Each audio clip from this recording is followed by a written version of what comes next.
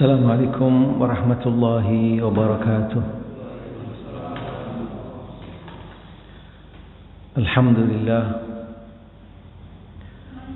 Alhamdulillahi rabbil alamin wa bihi nasta'in ala umurid dunya waddin.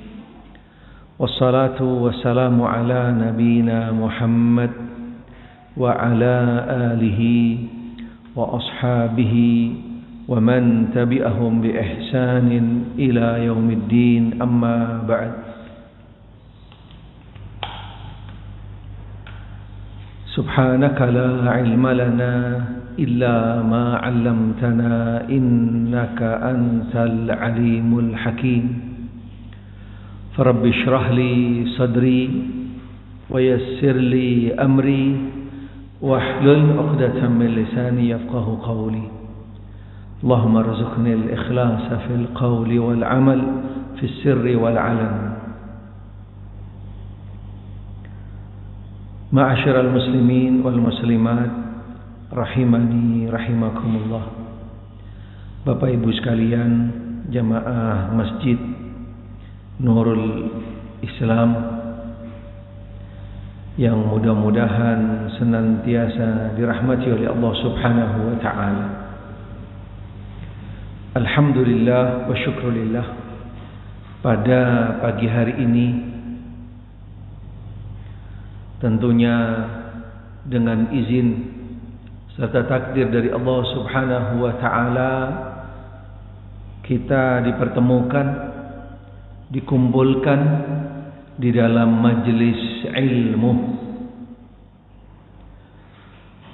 Semulia-mulianya majelis di atas muka bumi, tidak ada majelis yang melebihi daripada majelis ilmu, keutamaannya, kelebihannya. Sekaligus kita berada di dalam rumah Allah, paling mulianya tempat di atas muka bumi. Mudah-mudahan Allah Ta'ala senantiasa melimpahkan kepada kita semua hidayah dan taufiknya, ilmu-ilmu yang bermanfaat, serta kita selalu berada di jalan siratal mustaqim. Alhamdulillah wa syukurillah, pada pagi hari ini pastinya kumpulnya kita di majelis ini tidak lain dan tidak bukan yaitu untuk sama-sama kita mencari, menuntut ilmu Allah Subhanahu wa ta'ala. Seperti yang kemarin kami sampaikan di dalam materi khutbah kami, alhamdulillah pada pagi hari ini kita sudah mulai memasuki tahapan, yaitu mengenal siapa itu Muhammad sallallahu alaihi wa alihi wasallam. Karena pastinya seseorang dari umat Muhammad sallallahu alaihi wa alihi wasallam menjadi sebuah tuntutan, konsekuensi untuk mengenal nabinya, untuk mengenal nabinya. Tidak mungkin seorang pengikut tidak mengenal siapa yang diikuti.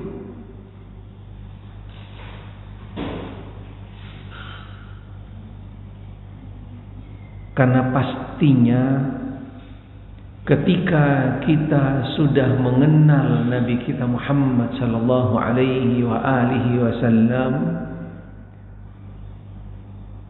dampaknya sangat besar sekali, khususnya yang berkaitan dengan menumbuhkan kecintaan kita kepada Nabi kita Muhammad sallallahu alaihi wa alihi wasallam.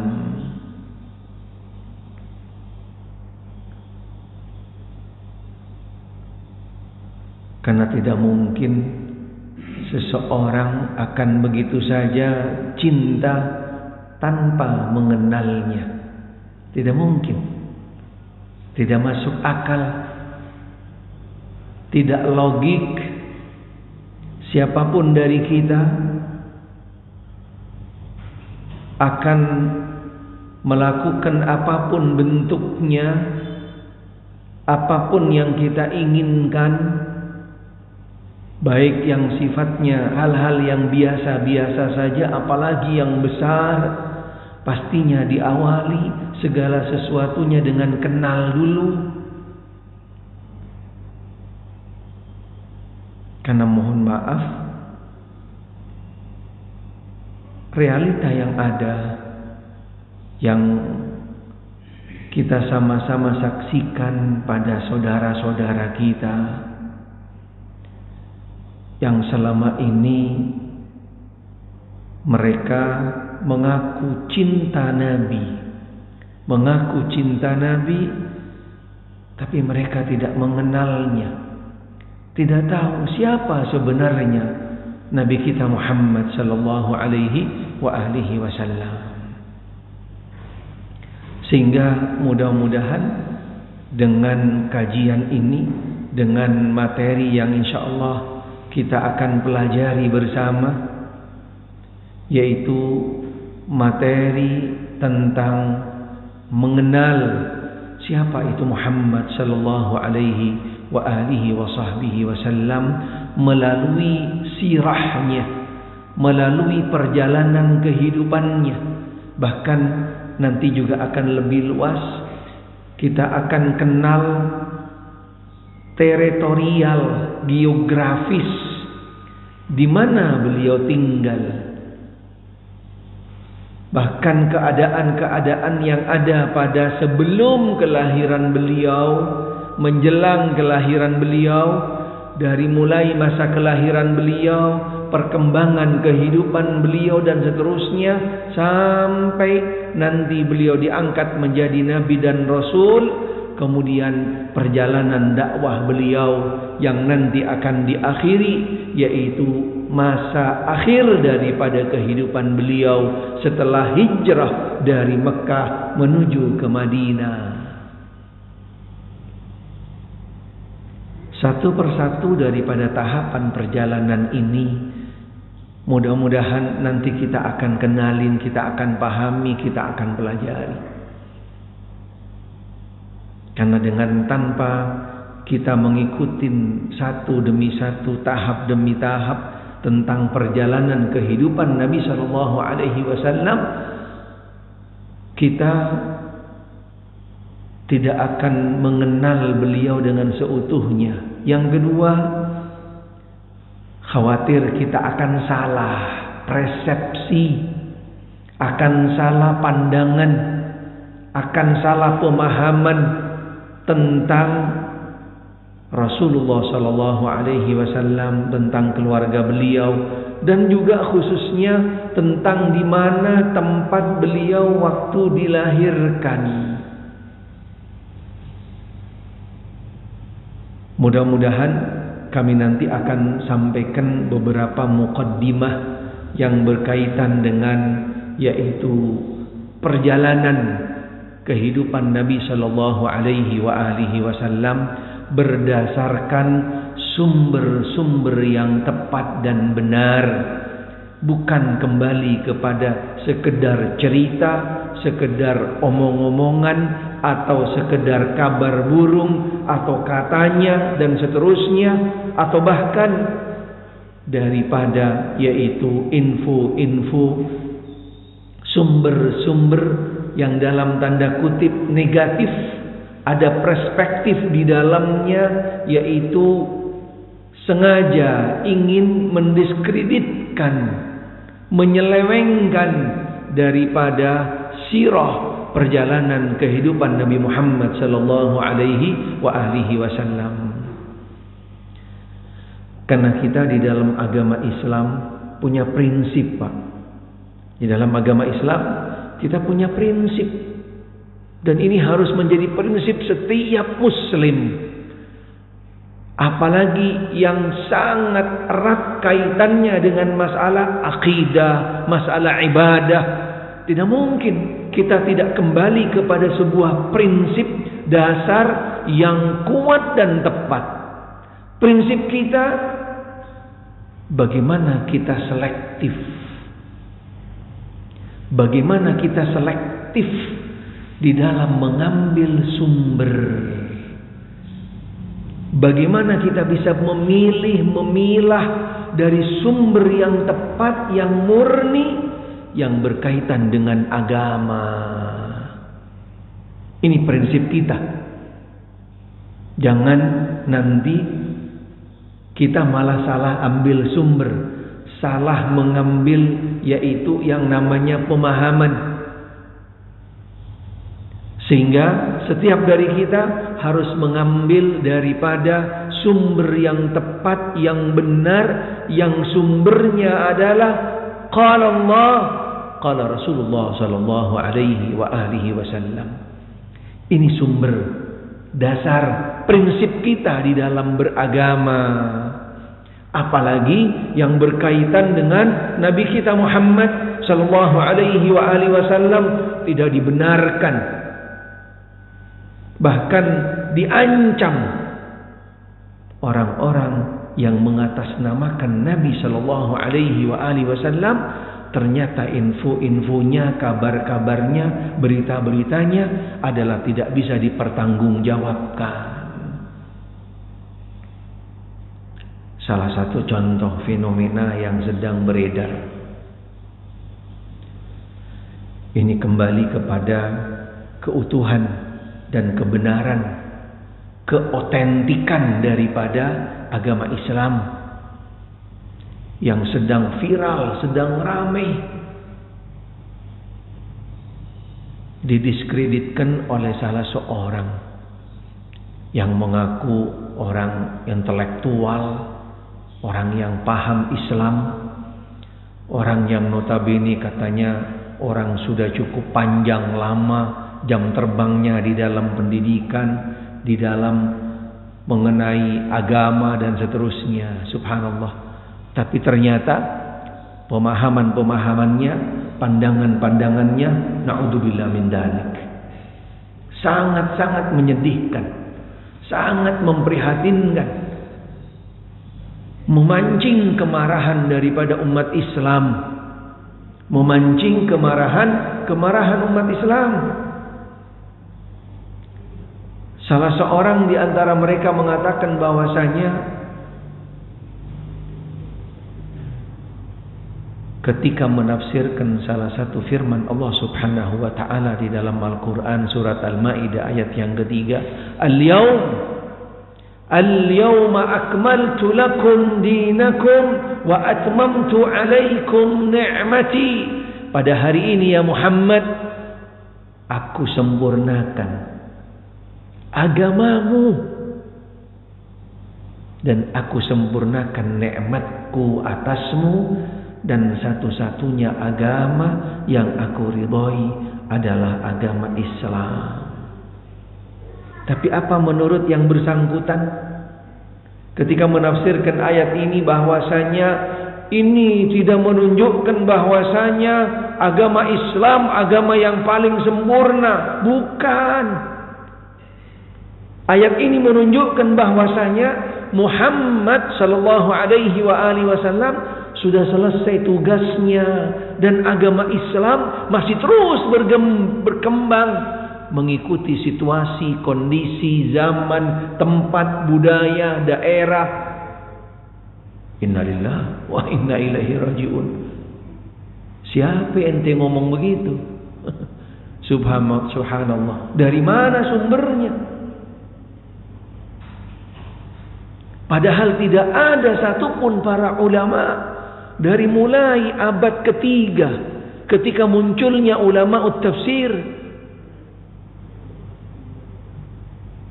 ketika menafsirkan ayat ini, hampir semua umat, semua ulama sepakat di dalam satu kata bahwasanya Islam agama yang sempurna.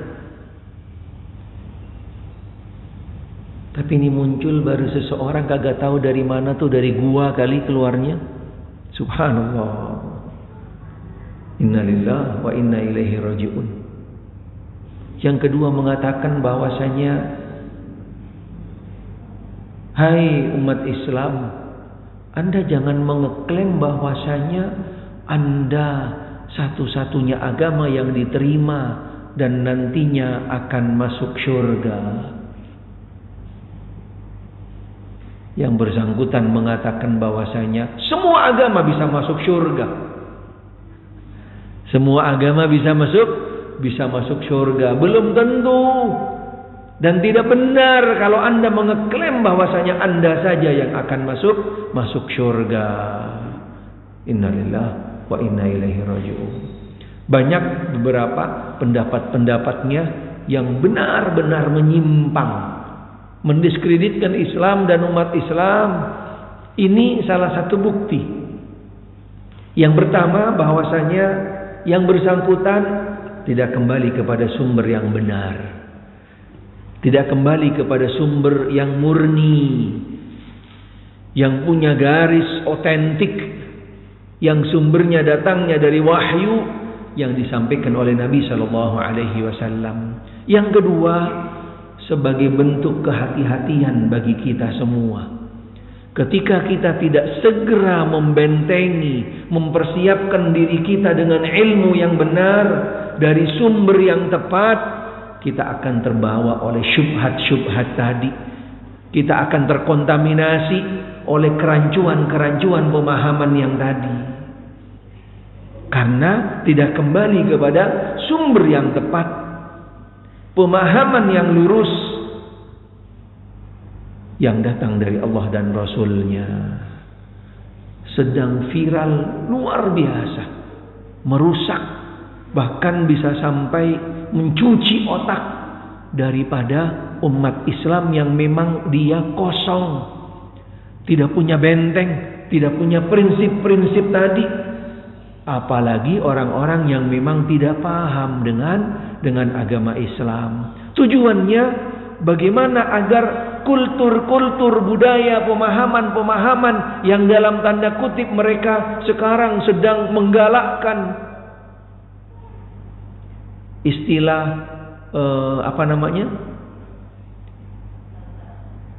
kearifan budaya. Istilah kearifan budaya mereka dipaksa-paksakan, mereka memaksa agar bagaimana dimasukkan di dalam ajaran Islam. Karena Islam belum sempurna, masih bisa dimasukkan, bisa ditambah, disesuaikan dengan situasi kondisi yang ada. Ini tujuannya. Yang akhirnya mereka akan membentuk satu keyakinan dengan agama yang pernah viral sebelumnya, dengan mengatasnamakan bukan agama Islam lagi, tapi agama Islam Nusantara. Na'udzubillah.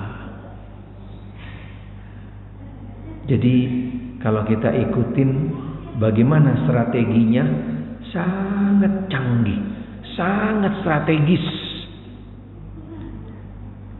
Karena semua yang dijadikan dasar-dasarnya, yang dijadikan pegangannya kembali kepada Al-Quran dan As-Sunnah.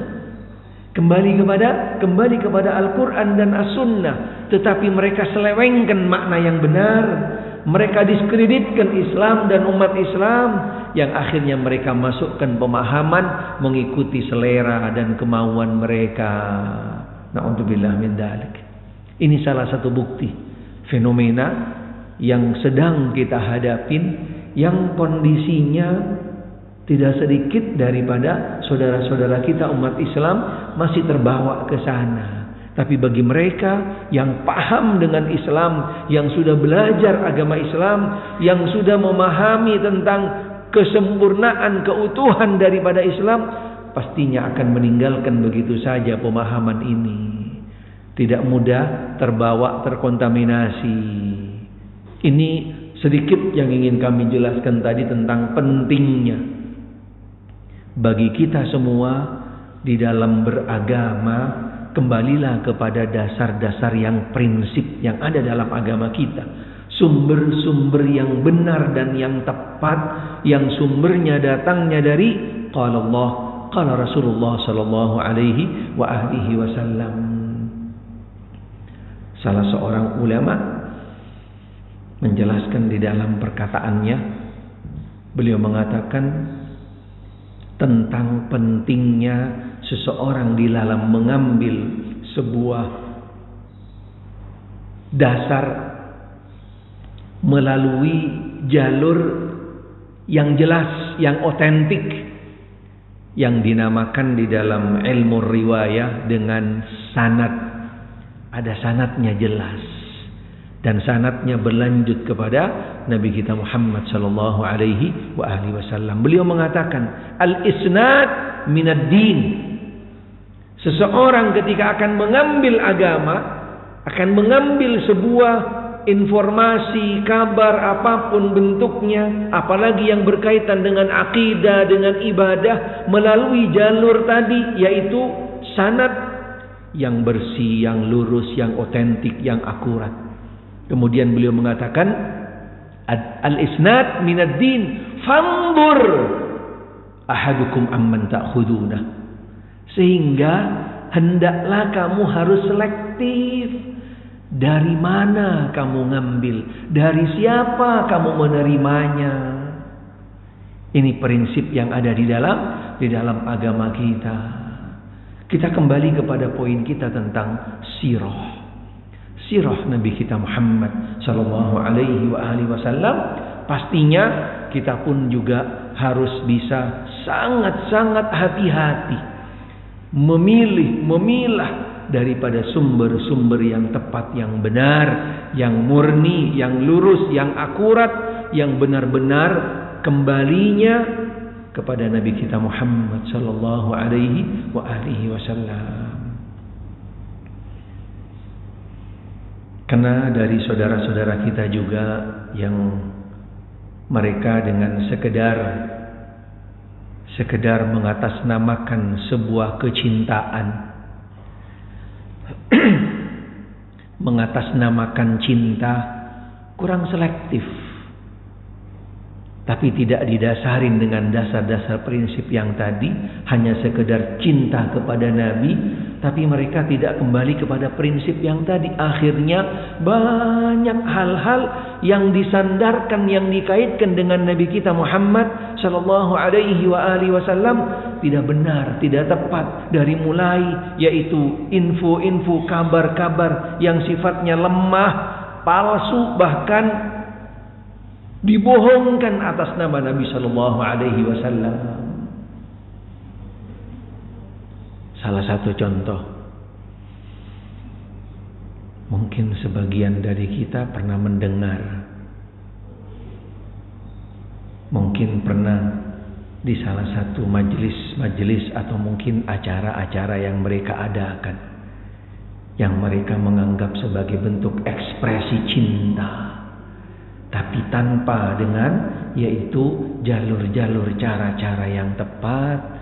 Sehingga karena biasanya ketika cinta itu tidak diarahkan dengan panduan yang tepat dan benar, subhanallah, cinta itu akan membuat seseorang buta dan tuli. Pernah dengar istilah ini? Karena cinta membuat seseorang itu akan buta dan tuli. Tetapi cinta ini yang lebih tepat sebenarnya bukan cinta yang tepat, artinya adalah fanatik, bukan cinta sebenarnya. Tapi menurut mereka menganggapnya itu adalah sebuah cinta, padahal sebenarnya at-ta'assub, bukan cinta, fanatik yang didorong oleh semangat yang tidak tepat dan tidak benar. Sehingga sering kita dengar di antara mereka mengatakan bahwasanya Allah Subhanahu wa ta'ala tidak menciptakan langit dan bumi dan isinya dan semuanya dan seterusnya kecuali karena engkau ya Muhammad. Pastinya kita pernah mendengar ungkapan-ungkapan ini. Dan ini termasuk, mohon maaf, sebagai bentuk propaganda untuk semakin menguatkan daripada yaitu pemahaman-pemahaman mereka. Barang siapa yang gembira dengan kelahiranmu ya Muhammad, Allah Ta'ala akan mempersiapkan ini dan pada akhirnya akan dimasukkan ke dalam surga. Subhanallah. Ungkapan-ungkapan yang seperti ini menurut mereka keluar dari rasa cinta, katanya mereka. Tapi padahal yang tepat dan yang benar adalah dari fanatik. Berbeda antara cinta dengan fanatik. Kalau cinta harus tunduk kepada sebuah tuntunan, panduan yang datang dari Allah dan Rasulnya. Karena cinta adalah sebuah ketaatan. Cinta adalah sebuah ketaatan, adalah amalnya hati yang diekspresikan oleh anggota badan. Tapi fanatik tumbuhnya, keluarnya yaitu dari dasar-dasar emosional yang tidak kembali kepada dasar-dasar yang tepat dan benar. Harus bisa dibedakan antara fanatik dengan cinta. Ma'asyiral muslimin wal muslimat rahimani rahimakumullah. Beberapa muqaddimah tadi yang kami sampaikan tujuannya tidak lain dan tidak bukan untuk semakin memantapkan semangat kita, sekaligus meluruskan daripada semangat kita agar tepat dan benar, yaitu di dalam mempelajari, memahami dan mengenal daripada Nabi kita Muhammad sallallahu alaihi wasallam. Insyaallah pada pagi hari ini kami ingin menyampaikan tentang yaitu sirah daripada Nabi kita Muhammad sallallahu alaihi wasallam. Sebelum kami menjelaskan tentang sirah, kami akan sedikit memberikan gambaran apa perbedaan antara sirah dengan tarikh. Apa perbedaan antara sirah dengan tarikh? Pastinya sebagian dari kita pernah mendengarnya. Karena di dalam poin ini ada perbedaan yang prinsip, ada yang perbedaan prinsip antara sirah dengan tarikh.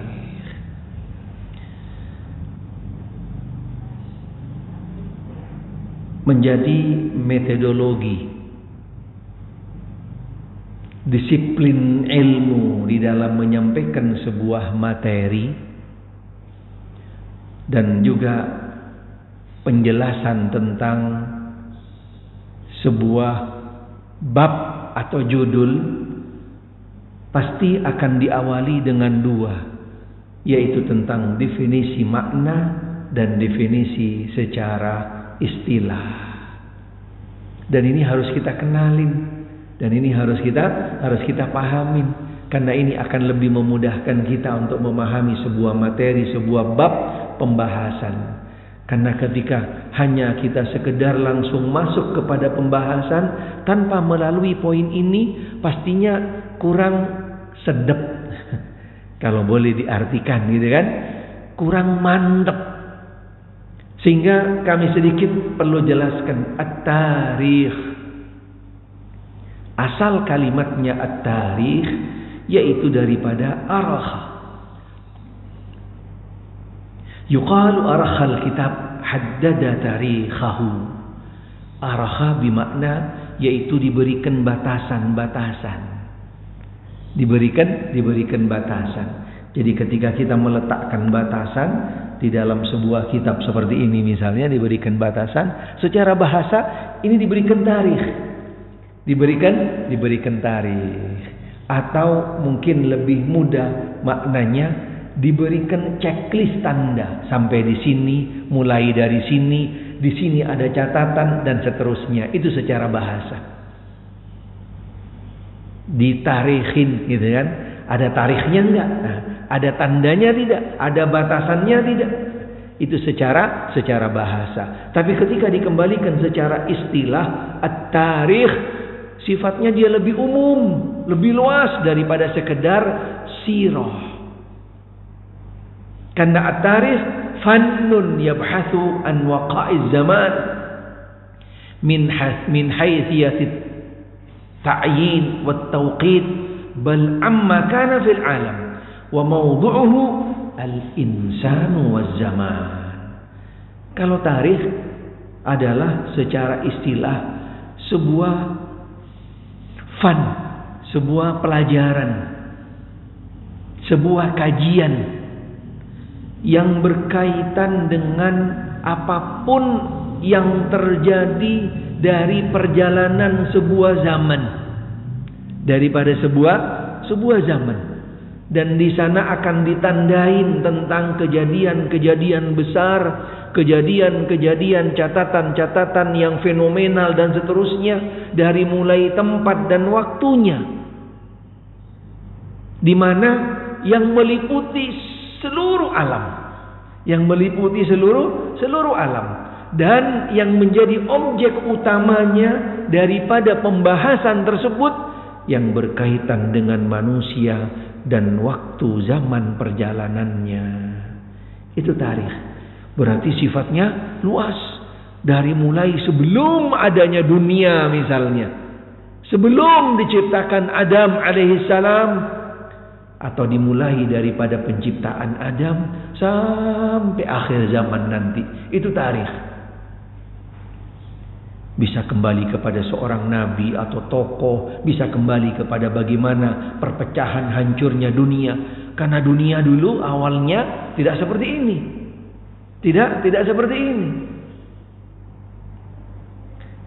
Dan tarikh sifatnya lebih umum daripada sirah. Di dalamnya pastinya konsekuensinya akan lebih banyak biasnya. Bahkan keotentikannya pun perlu dipilih dan dipilah.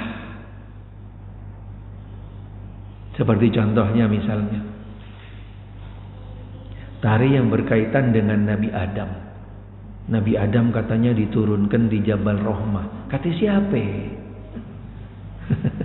Subhanallah. Mana dasarnya? Nggak ada, nggak benar. Bohong. Yang selama ini kita dengarkan seperti itu. Khususnya yang pernah umroh, yang pernah haji, dibawa sama pembimbingnya.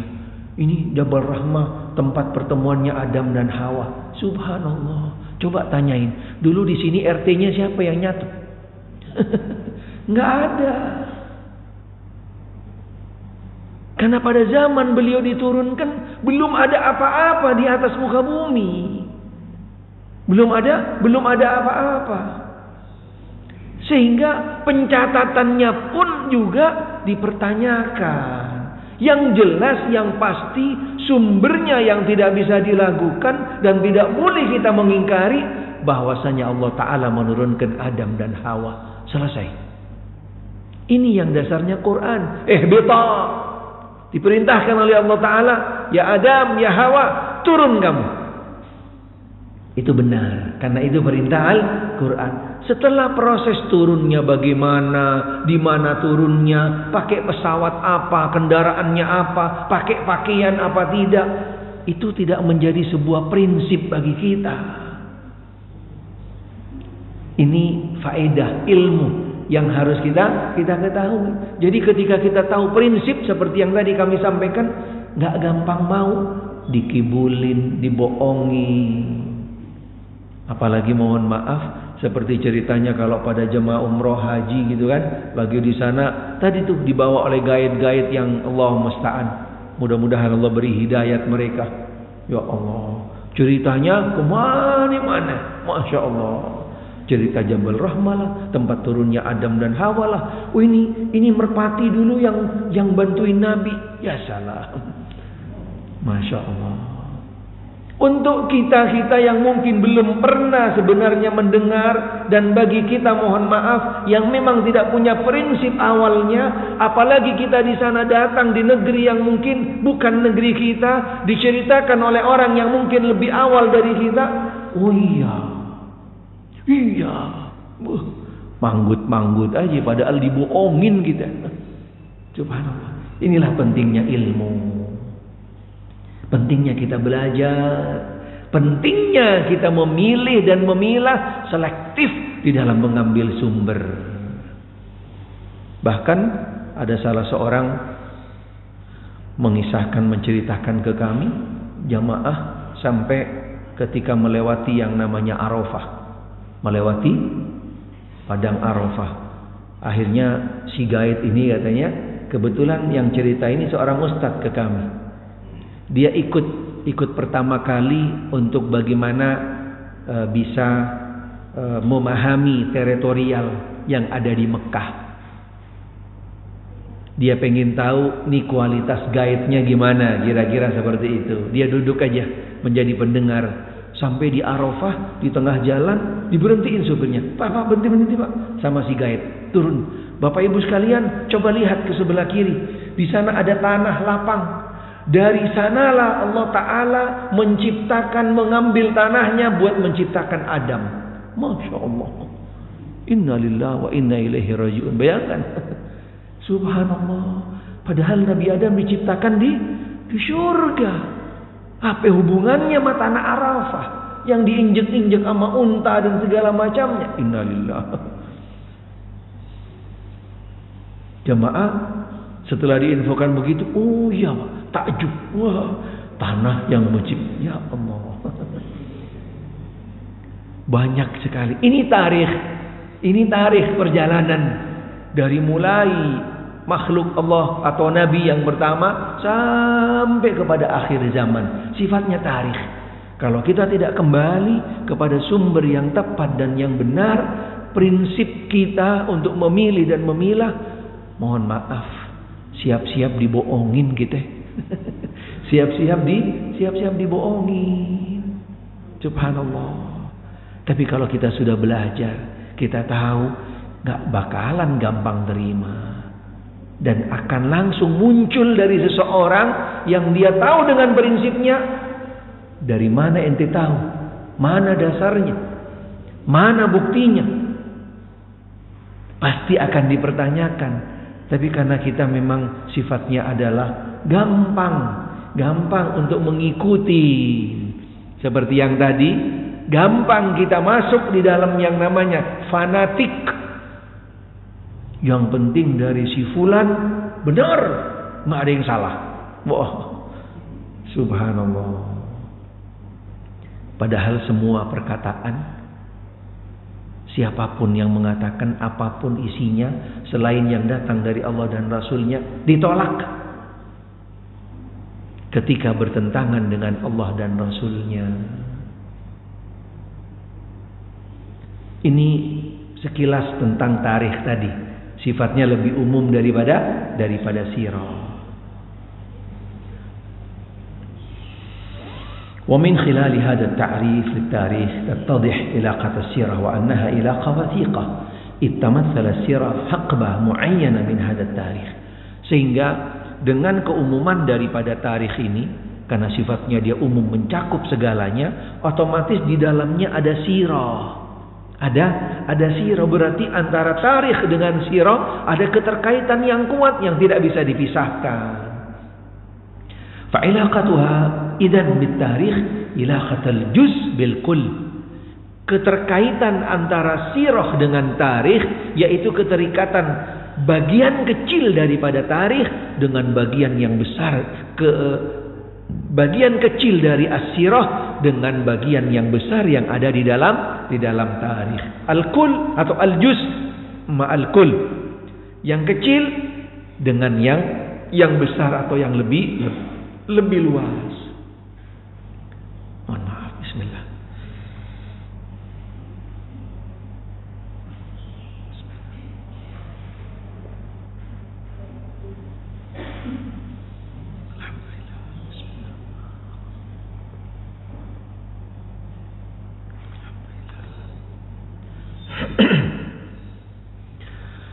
Fakutubut tarikh hiya al-mu'allafat allati tahtam bisardi waqa'i al-umam wad-duwal wal-akhbar al-bashariyah min ladun khalq Adam alaihi salam ghaliban ila asril musannif.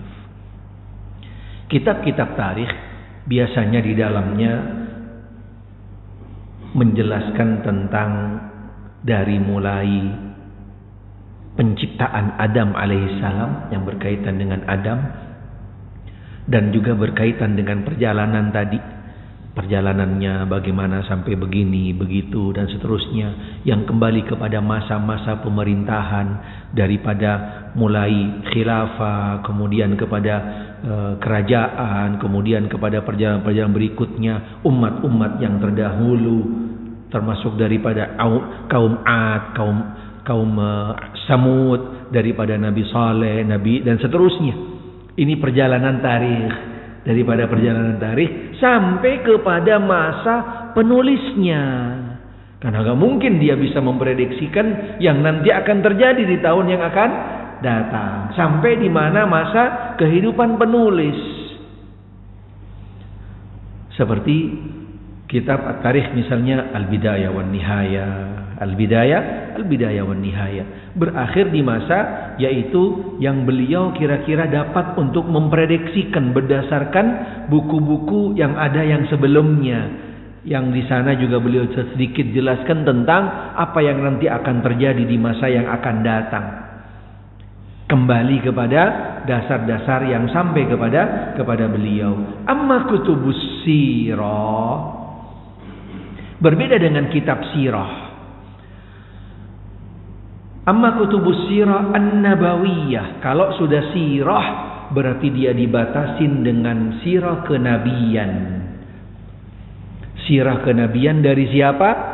Yaitu dari kehidupan Rasulullah sallallahu alaihi wa alihi wasallam dan segala sesuatu yang bersambung dengan beliau, yang terkait dengan beliau, dari mulai situasi kejadian, dari mulai sebelum beliau dilahirkan, bagaimana situasi kondisi yang ada di tempat kelahiran beliau, ketika beliau dilahirkan, perjalanan kehidupan beliau dari setelah dilahirkan sampai dan seterusnya. Itu sirah Rasulullah sallallahu alaihi wa alihi wasallam. Wa taftariqu as-sirah 'an at-tarikh fi anna mawdu'aha la yastaqimu bighairi al-isnad alladhi bimithlihi yuqbal al-hadith wa min thamma wajib at-tahri fi itsbati ahdasiha. Perbedaannya antara tarikh tadi yang sekedar berdasarkan sebuah pemaparan yang di dalamnya tidak semuanya berdasarkan sanad, tidak berdasarkan jalur yang otentik, berbeda dengan sirah. Kalau sirah tidak ada satupun yang namanya catatan kejadian di mana saja, kapan saja, di kota, negeri apa saja, berkaitan dengan siapa saja yang ada pada waktu itu, karena nanti kaitannya akan kembali kepada Nabi Shallallahu Alaihi Wasallam, harus dan wajib menggunakan yang namanya sanad tadi, karena kaitannya dengan Nabi kita Muhammad Shallallahu Alaihi Wasallam.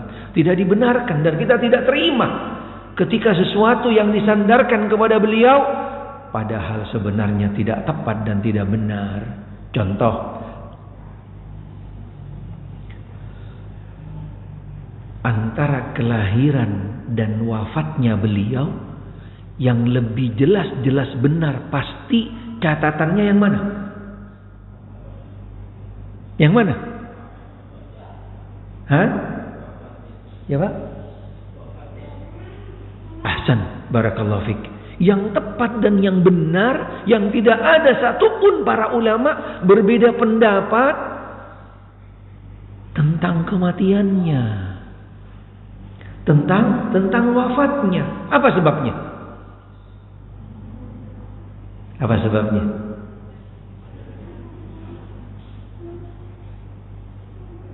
Secara logika saja, apa sebabnya? Karena ketika beliau wafat, Beliau seorang nabi dan rasul yang pada waktu itu sudah ribuan pengikutnya. Sehingga tidak mungkin daripada ribuan orang yang hadir pada waktu wafat beliau tidak hafal tanggal, tempat, hari dan bulannya. Tidak mungkin. Berbeda dengan kelahirannya. Gak ada satupun yang mencatat tentang kelahiran Nabi. Gak ada RT RW dulu, Pak. Gak ada catatan sipil pada waktu itu.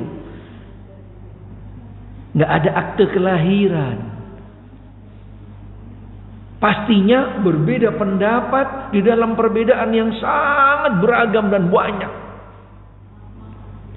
Sehingga mohon maaf, sedih sekali memperhatikan, dipertanyakan. Ketika mereka menggembar-gemborkan dengan tadi sebuah ekspresi cinta, yaitu mengatasnamakan perayaan kelahiran Nabi yang mereka rayakan pada tanggal 12, padahal itu jelas-jelas wafatnya. Bayangkan, bagaimana orang bergembira dengan wafatnya Nabi. Ini termasuk ilmu yang perlu diketahui. Bahkan sampai hari ini dicatat yang namanya 12 Rabiul Awal kelahiran Nabi Shallallahu Alaihi Wasallam. Padahal tidak benar. Apakah mungkin kita selaku umatnya, apalagi yang mengatakan cinta kepada beliau, lalu kita bergembira merayakan yang menurut mereka kelahirannya, padahal yang tepat dan yang benar adalah wafatnya. Ini catatan yang perlu sama-sama menjadi bahan renungan buat kita semua. Karena kembalinya tadi kepada sumber yang berdasarkan cuman emosional, fanatik saja, bukan kembali kepada cinta yang tumbuh dari dasar ilmu. Sehingga apapun perkara yang terkait dengan sirah Rasul harus berdasarkan isnad. Yang kami dapat sampai hari ini,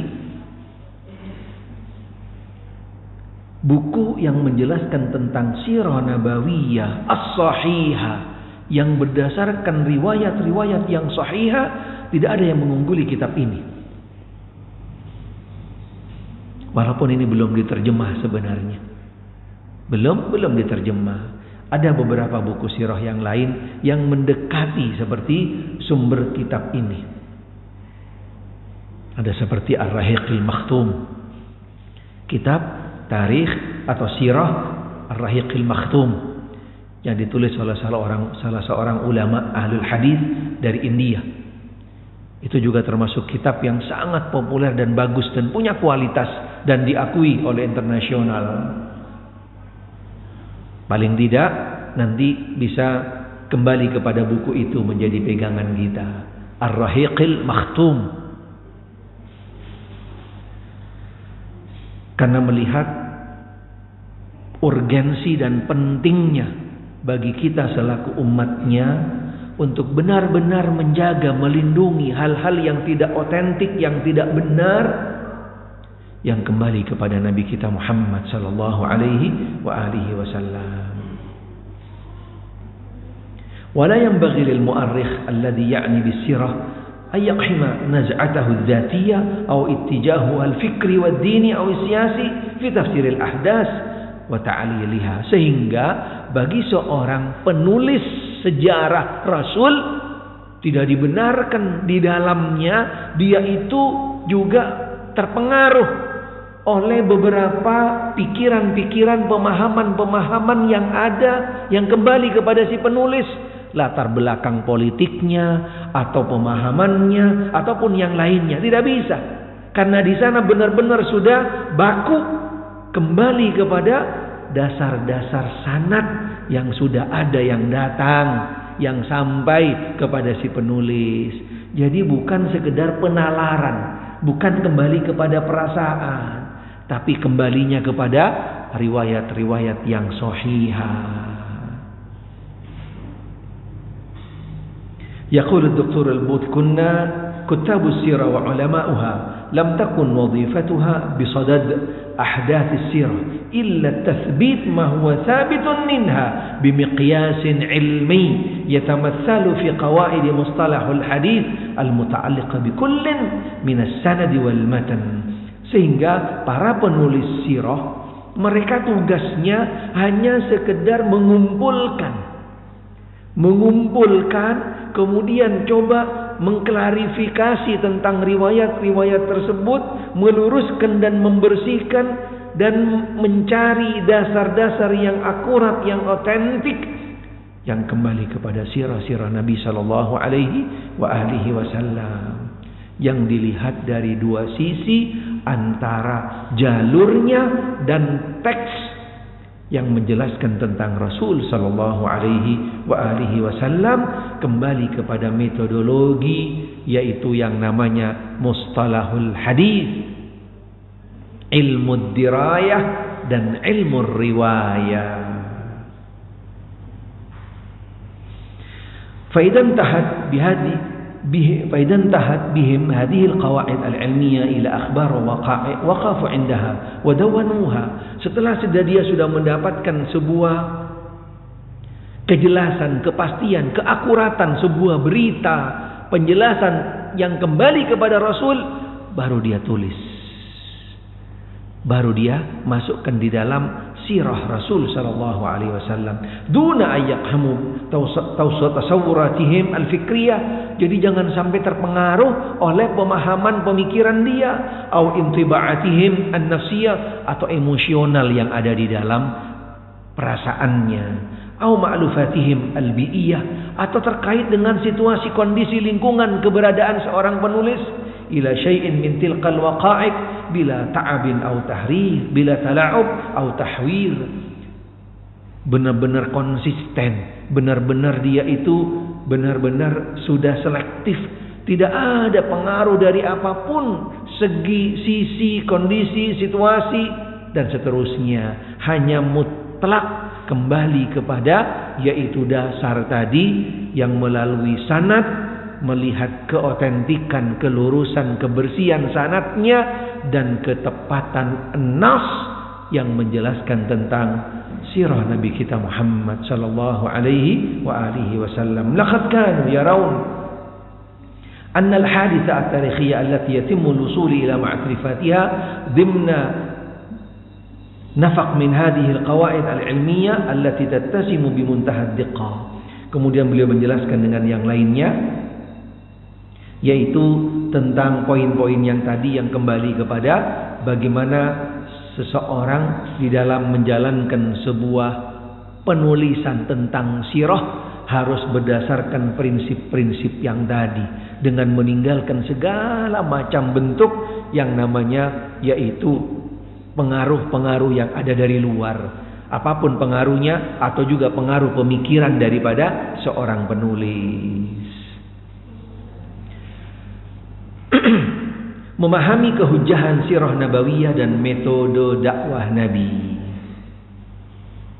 Dijelaskan sebagian kalangan mengatakan bahwa sirah nabawiyah tidak bisa dijadikan dalil, termasuk dalil bagi metode dakwah Nabi. Untuk menjawab hal ini dapat kita kembalikan kepada dua hal.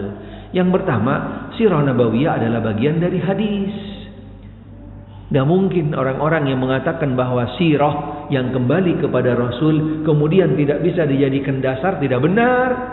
Karena tadi sumbernya sirah, metodologi penulisannya jelas, sehingga dia itu setaraf dengan hadis Nabi sallallahu alaihi wasallam. Karena setiap daripada gerak-gerik, tingkah laku, pergerakan, perjalanan, apapun yang kembali kepada Nabi, yang dijelaskan di dalam sirah perjalanan kehidupannya, itu juga kembali kepada hadis, dan otomatis bisa menjadi sebuah hujjah, sebuah dasar, dalil, pegangan bagi seorang muslim.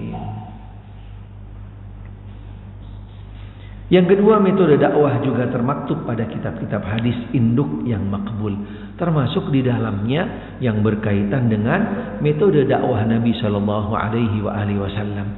Berarti dua-duanya bisa dijadikan pegangan. Salah satunya misalnya yang berkaitan dengan metode dakwah beliau.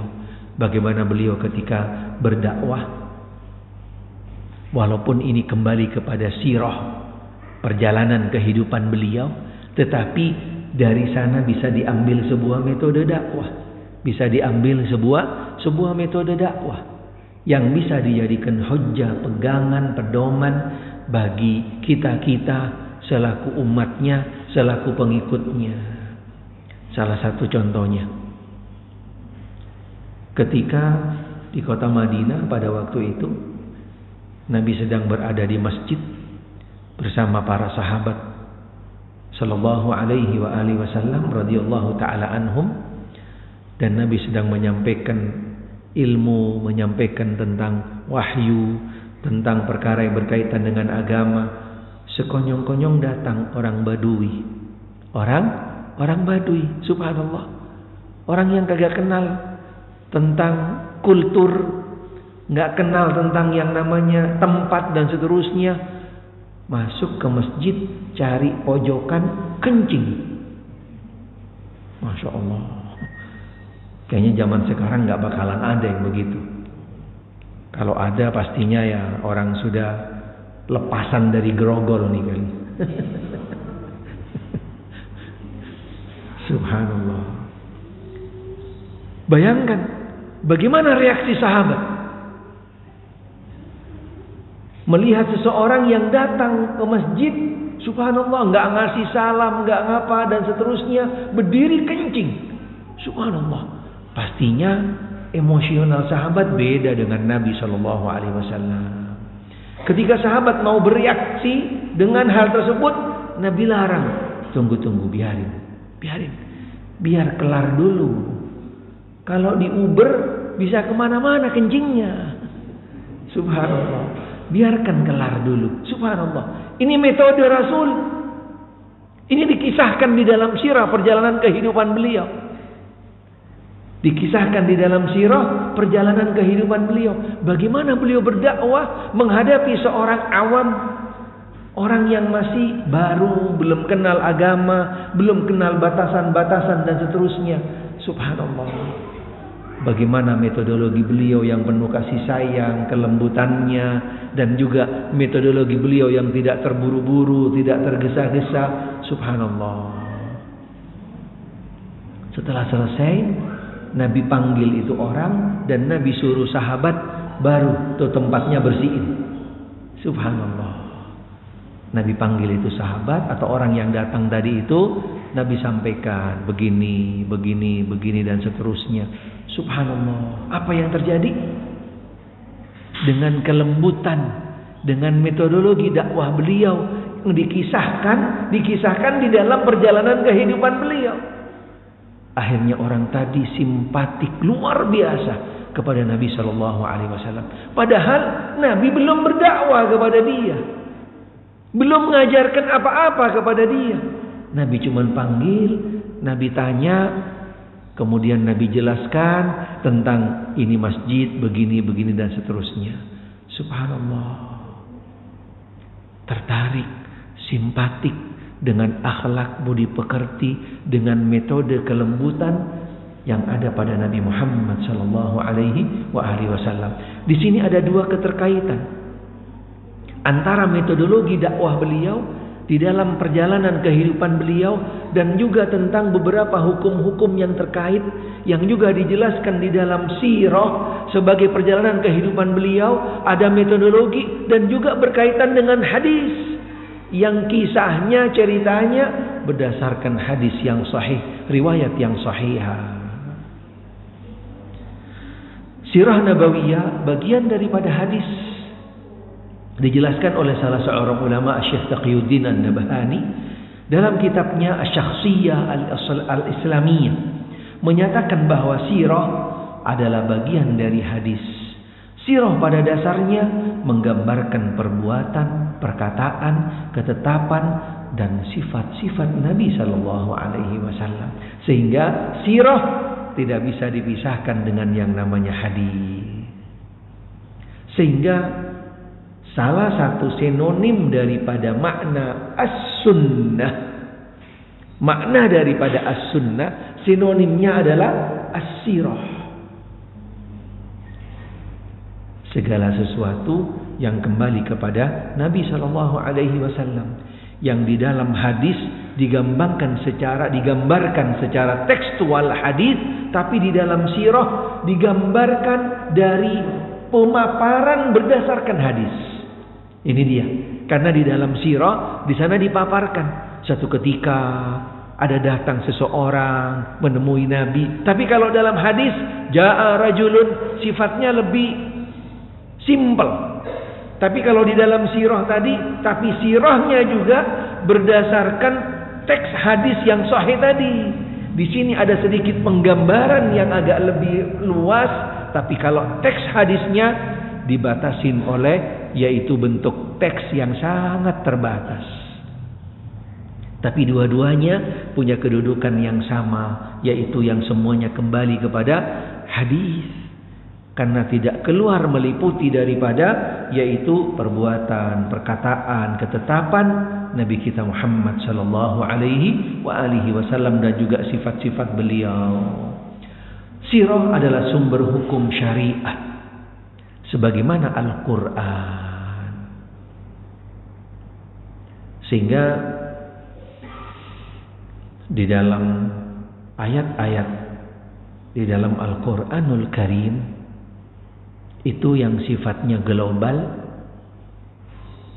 dijelaskan melalui hadis, melalui sirah Nabi.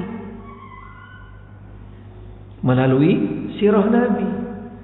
Tidak mungkin Al-Quran itu akan jelas, akan konkret, akan utuh sampai kepada umat tanpa penjelasan sirah dan hadis. Menunjukkan bagaimana bahwasanya Al-Quran butuh dengan hadis dan sirah, tapi tidak sebaliknya. Salah satu contoh bagaimana Al-Quran itu akan konkret, akan utuh sampai kepada umat ketika dijelaskan berdasarkan sirah.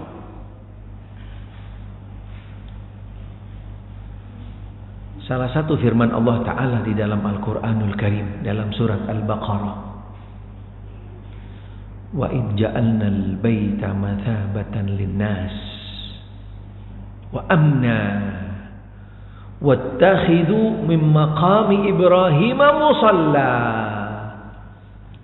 Allah Subhanahu wa taala menjelaskan tentang kedudukan daripada yaitu Baitullah, Ka'bah, sebagai tempat titik kumpulnya umat.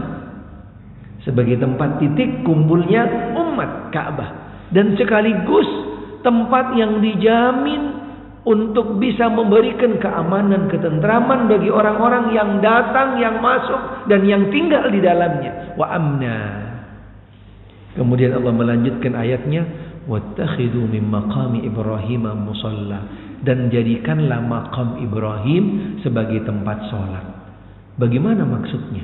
Tempat maqam Ibrahim dengan dijadikan tempat sholat. Di sini perlu penjelasan. Perlu ada yaitu sirah daripada Nabi sallallahu alaihi wasallam, bagaimana Nabi memperlakukan maqam Ibrahim ini. Beliau langsung mempraktikannya, melakukan tawaf dengan tata cara tawaf yang disunnahkan, yang dianjurkan oleh beliau. Selesai tawaf 7 kali putaran, beliau kemudian menuju ke belakang, menjadikan makam Ibrahim arah kiblat beliau sebelum Ka'bah. Di sanalah tempat sholat sunnah tawaf yang dilakukan bagi siapa saja setelah selesai tawaf. Sehingga apa tujuannya, apa maksud daripada makom di sini yang dijelaskan melalui tadi perjalanan Nabi, dijadikan arah kiblat khusus untuk mereka yang selesai melakukan tawaf. Dia menghadap Ka'bah, antara dia dan Ka'bah ada makam Ibrahim di tengahnya. Ini maksud daripada ayat yang tadi, wattakhidhu min maqami Ibrahim musalla, dan jadikanlah makam Ibrahim sebagai tempat sholat, maksudnya arah kiblat. Subhanallah. Tanpa praktek, tanpa penjelasan, Tanpa apa yang dilakukan oleh Nabi Shallallahu Alaihi Wasallam, pastinya kita tidak tahu bagaimana untuk memperlakukan ayat tadi. Wattakhidhu min maqami Ibrahim musalla. Apa cuman menghadap ke makam Ibrahim, tidak menghadap Ka'bah? Atau kita muterin lagi yang namanya makam Ibrahim? Subhanallah. Apa kita kecup itu makam Ibrahim, kita usap-usap? Tidak. Nabilah yang menjelaskan, sunnah, sirah yang menjelaskan, yang membatasi daripada makna ayat tadi. Ini urgensi, ini kedudukan daripada hadis, sunnah, sirah Nabi sallallahu alaihi wasallam. Karena faktanya objek yang dikabarkan dalam sirah adalah objek syariat, tasyri', yang menjelaskan tentang tadi perjalanan Nabi, gerak-gerik Nabi, tindak tanduk Nabi, perilaku Nabi, dan apapun semuanya adalah sebagai bentuk syariat. Walaupun nanti akan ada pembatasan, akan ada pembatasan. Kapan yang bisa dikategorikan syariat ini yang keluar dari Nabi Shallallahu Alaihi Wasallam? Sebelum lahir, ketika lahir, dalam perjalanan kehidupan beliau, sebelum diangkat oleh Allah Ta'ala menjadi Nabi dan Rasul, apa sejak beliau menjadi Nabi dan Rasul? Ini yang akan menjadi perbedaan pendapat para ulama. Pada konteks inilah sirah nabawiyah adalah dalil syar'i. Selain itu merujuk kepada sirah juga sebagai bentuk implementasi dan ketundukan pada perintah Allah. Untuk menjadikan Rasulullah Sallallahu Alaihi Wasallam sebagai toladan, cermin, qudwah, imam, panduan di dalam segala hal, segala aspek, di dalam segala tindak tanduk dan seterusnya. Semua kita kembali kepada Nabi kita Muhammad Sallallahu Alaihi Wasallam. Laqad kana lakum fi Rasulillahi uswatun hasanah. Ada pada diri Nabi kita Muhammad sallallahu alaihi wasallam adalah sebagai suri toladan. Sirah dianggap sebagai perkara terpenting yang harus diperhatikan oleh kaum muslimin karena mencakup karena harus diperhatikan oleh kaum muslimin karena mencakup pemberitaan tentang perbuatan, perkataan, diam serta sifat-sifat Rasul sallallahu alaihi wasallam. Semuanya merupakan tasyri' sebagaimana Al-Qur'an. Sirah merupakan salah satu daripada materi syar'i.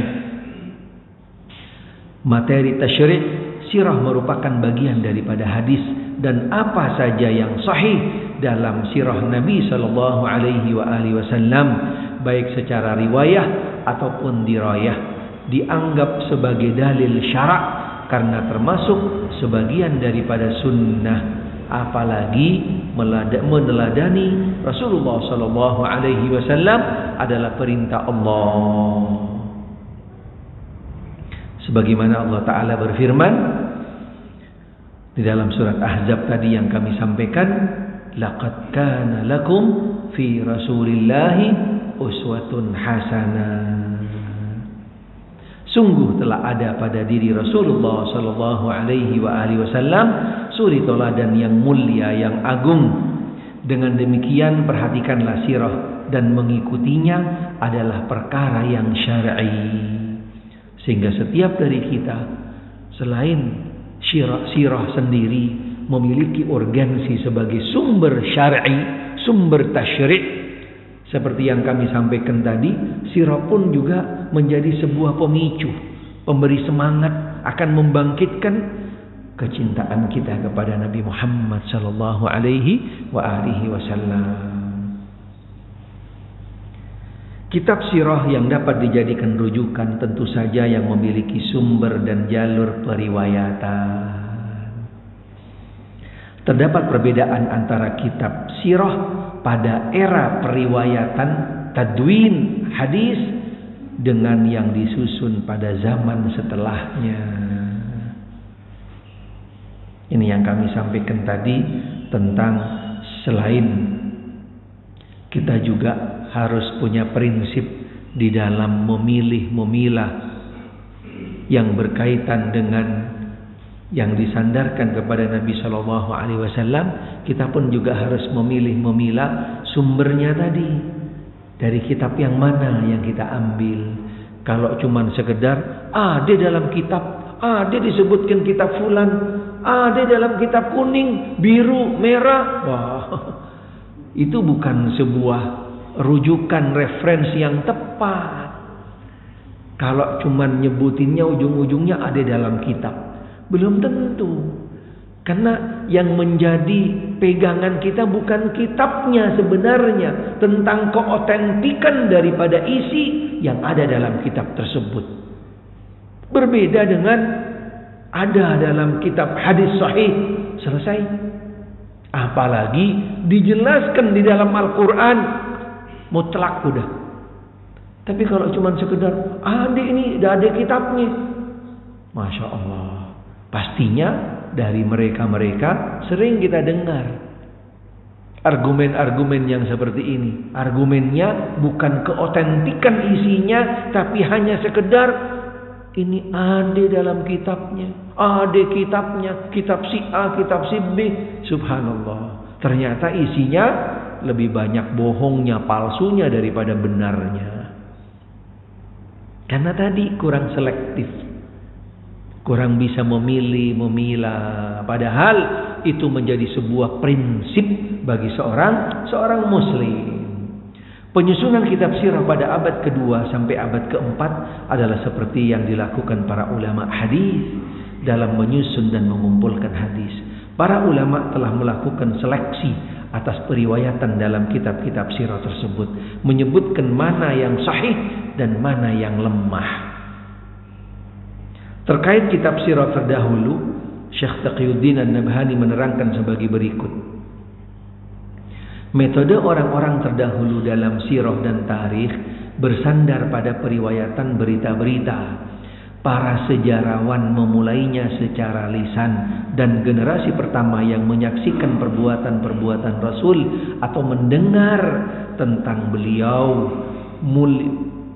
beliau yang mulia meriwayatkannya kepada yang lain, lalu diterima oleh generasi sesudahnya. Setelah itu ada sebagian orang yang membatasi hadis-hadis yang berserakan seperti yang terlihat di dalam kitab-kitab hadis sampai sekarang. Pada abad kedua kita melihat sebagian ulama mulai mengumpulkan kabar-kabar tentang sirah.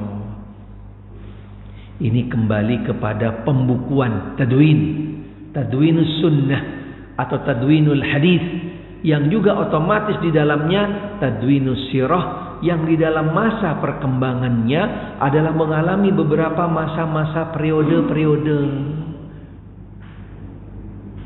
keemasan. Masa keemasan di dalam pengumpulan hadis itu diawali dari mulai abad awal kedua, yang di sana dengan terkumpulnya kitab sahih yang pertama yang ditulis oleh Al-Imam Al-Bukhari.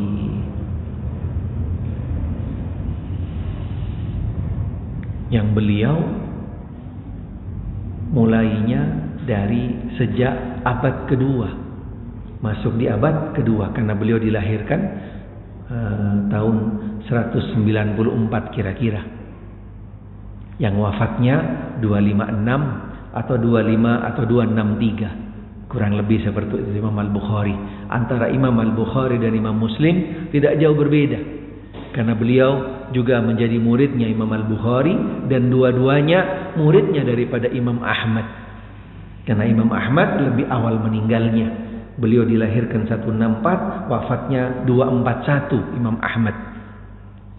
Imam Syafi'i lebih awal lagi, tetapi beliau tidak termasuk daripada ulama-ulama yang diambil oleh pada Imam Bukhari. Walaupun beberapa metodologi di dalam ilmu usulul fiqh, Al-Imam Al-Bukhari lebih mengambil banyak daripada metodologi Al-Imam Asy-Syafi'i rahimahullah.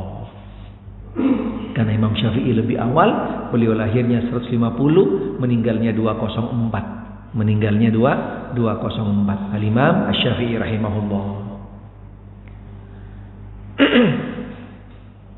meriwayatkan kepada yang lain lalu diterima oleh generasi sesudahnya.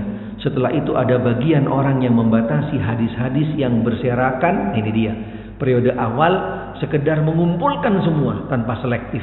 Ini dimulai daripada awal zamannya Imam Malik. Imam Malik rahimahullah, karena beliau termasuk awal daripada orang-orang yang menulis dan mengumpulkan hadis, bahkan dinyatakan oleh para ulamaul hadis termasuk daripada ulama yang pertama yang membuat buku hadis dalam kitabnya Al-Muwatta, yang beliau kumpulkan hadis-hadisnya di dalam kurun waktu yang tidak sedikit selama 40 tahun. Akhirnya terbentuk sebuah kitab Al-Muwatta. Karena beliau wafatnya sebelum abad kedua. Beliau 175 wafatnya. Kelahirannya sebelum 100. Satu zaman dengan Imam Abu Hanifah. Al-Imam Abu Hanifah termasuk awal daripada imam madhab.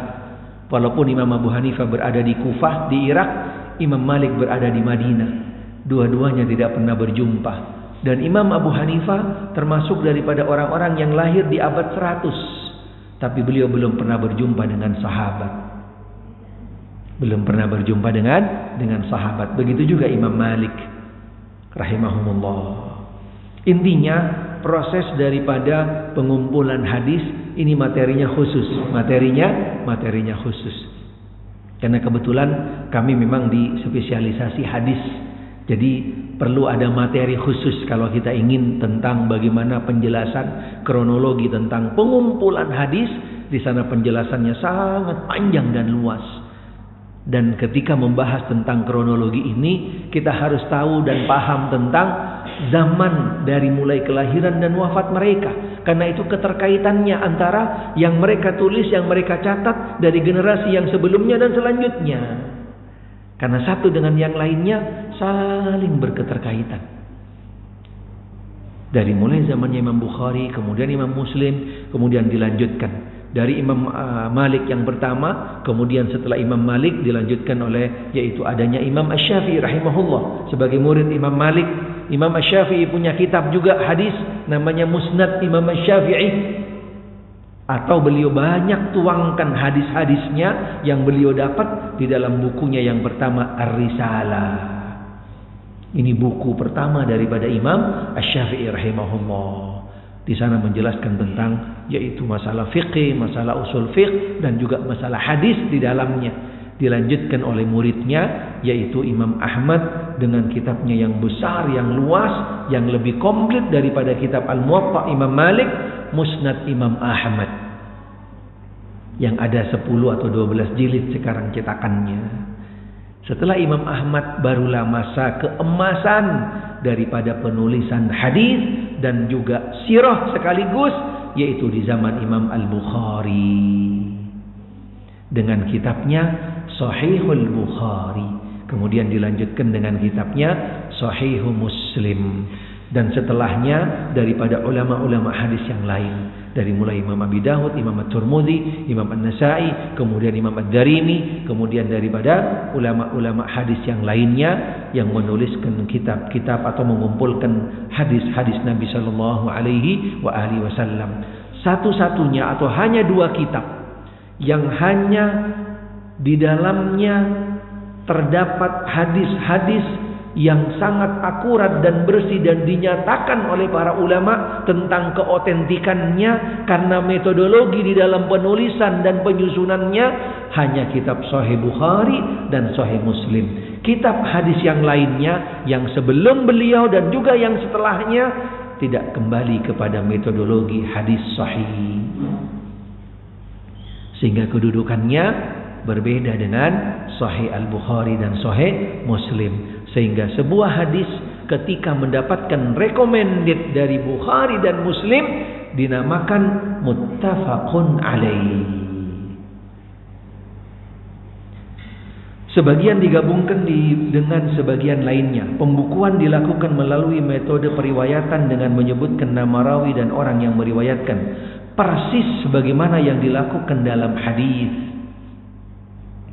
Di dalam meriwayatkan sirah, seseorang penulis sirah juga ketika akan menerima penjelasan kabar yang berkaitan dengan Nabi dalam bentuk sirah, itu si penerima nggak langsung mau terima dulu. Dia tanya, siapa Anda?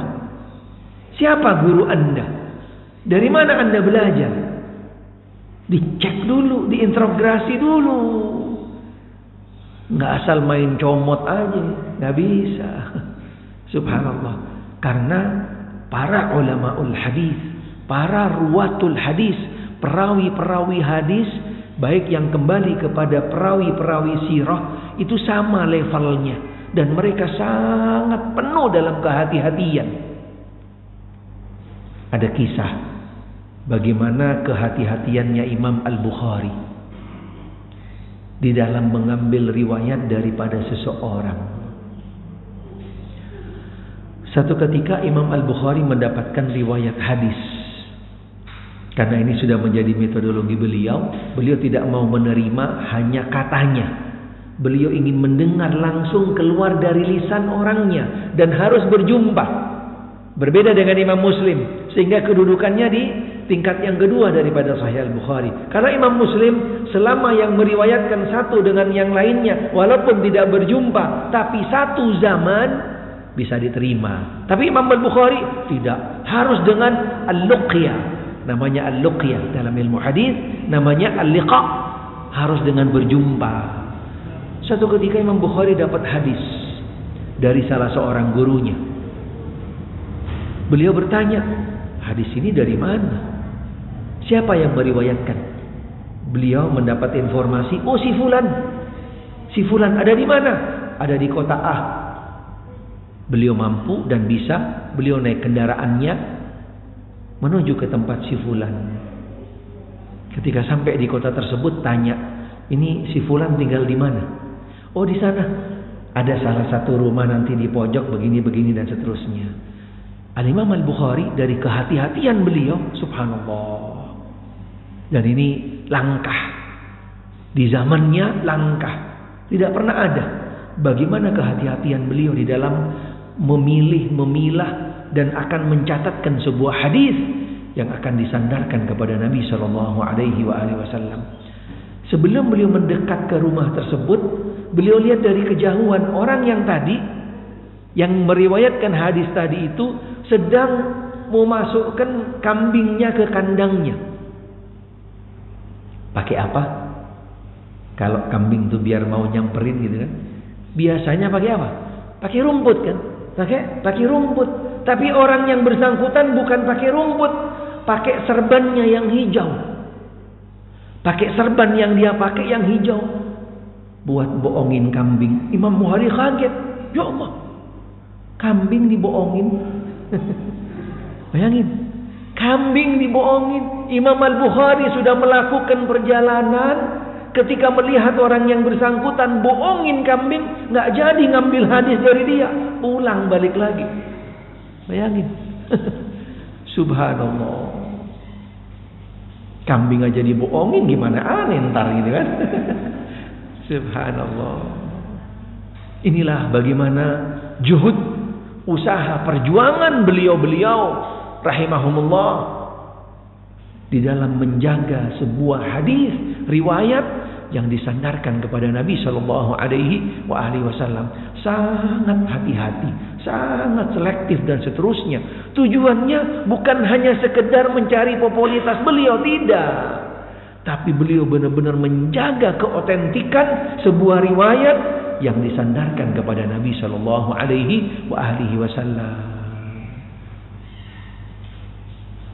Udah mau zuhur, nggak terasa ya, nikmat Pak ya, masya Allah. Iya, yang dengar nikmat, yang ngomong serak Pak. Insya Allah kita lanjutin nanti, insya Allah kita lanjutin dalam pertemuan yang akan datang, insya Allah. Mudah-mudahan apa yang kami sampaikan bisa menjadi ilmu yang bermanfaat, dan insya Allah yang benar datangnya dari Allah Subhanahu wa ta'ala, yang salah dari diri kami. Mudah-mudahan Allah ta'ala memaafkan kami, dan akhirnya kita tutup dengan doa kafaratul majlis. Subhanakallahumma bihamdik, asyhadu an la ilaha illa anta, astaghfiruka wa atubu ilaik. Sallallahu wasallam ala Muhammad wa alihi wa sahbihi wasallam. Walhamdulillahi rabbil alamin. Wassalamualaikum warahmatullahi wabarakatuh.